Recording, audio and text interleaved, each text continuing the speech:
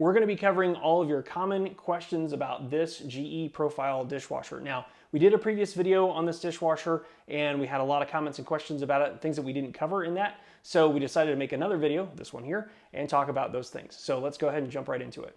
All right, so the first question was whether or not this has a built-in food disposal. And the answer is yes, it actually has one. It's called the Piranha from GE. And let me just read a little bit about this here. It says it's got stainless steel impellers that rotate at 3,600 RPM to pulverize food particles.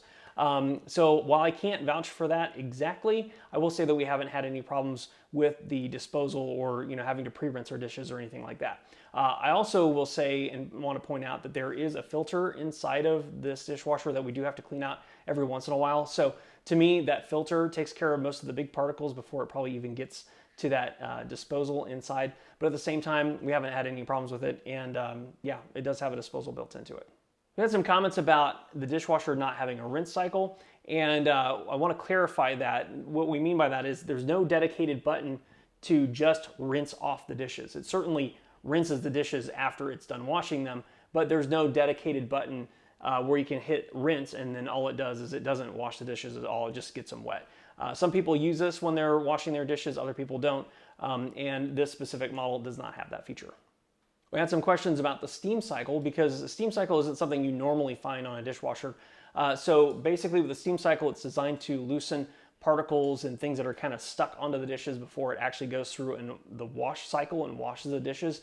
I think because this doesn't have a rinse cycle and it has a steam cycle, I think that's GE's way of doing like an upgraded version of a rinse cycle, like a pre-rinse, just to kind of break up those food particles before it goes into a wash. That's just a guess on my end, but it does have a steam option, and if you use a pre-rinse to kind of break everything up before it goes into a wash cycle, then the steam option would probably be a good fit for you, and it might do a better job. We had some questions about the noise level of the dishwasher, and I think that's because we ended up not installing all the soundproofing material around the dishwasher. There was some extra like rubber pieces that go around the outside that we weren't able to fit into the cavity. So I did a sound check. I ran an empty load of dishes just to see how loud it was, and I did a decibel rating here, and you can see exactly how loud it is here. It's not the reported 45 decibels that GE claims, and that's probably because we don't have all the soundproofing material in place, but it is really close to it, and we really like how quiet it is when it's washing the dishes.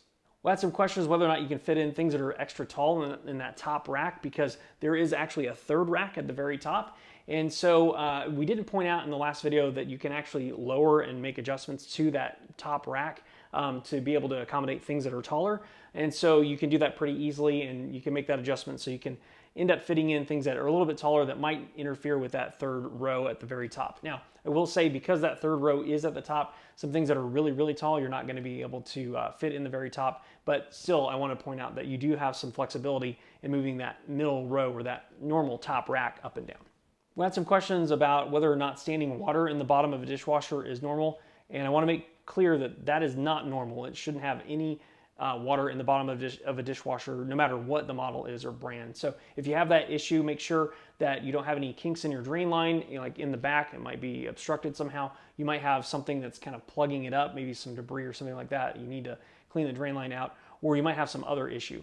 Now, I want to point out on the GE models, they do have an option to where if you have some standing water in the bottom, so if you hold down the start button for 3 seconds, it'll actually make the drain, it'll force the drain to actually run. So GEs have that option to be able to force a drain function on the dishwasher. I'm sure if it's another brand, they probably have a similar function as well. So just want to point that out here that that isn't normal. And if you do have that problem, make sure to get that addressed and taken care of. Some questions about the bottle nozzles and how well they work. And honestly, they work pretty well in our experience, but we haven't had a significant need to use them. Typically, what will happen is if you have like a drink mix that has like protein powder or something like that in it that's caked in at the bottom, then you'll need that extra power to kind of blast that stuff away outside of the bottle to get that all cleaned out. So we typically don't have that issue, so we don't run those all the time. But at the same time, if you have that problem, then I could see that being a really good option. One of the reasons why we don't just have that on normally, just by default, is because it does add a significant amount of time to every wash cycle. So we end up just leaving it off most of the time. Had some questions about how to load the dishwasher. Now, it's pretty typical. It's a pretty standard dishwasher in terms of getting it, everything loaded inside. I think though the question probably comes down to those bottle washers and that third row. So the bottle washers, you can use those as a regular rack or separator for normal dishes if you're not actually using them to wash bottles, so there's no issue with that.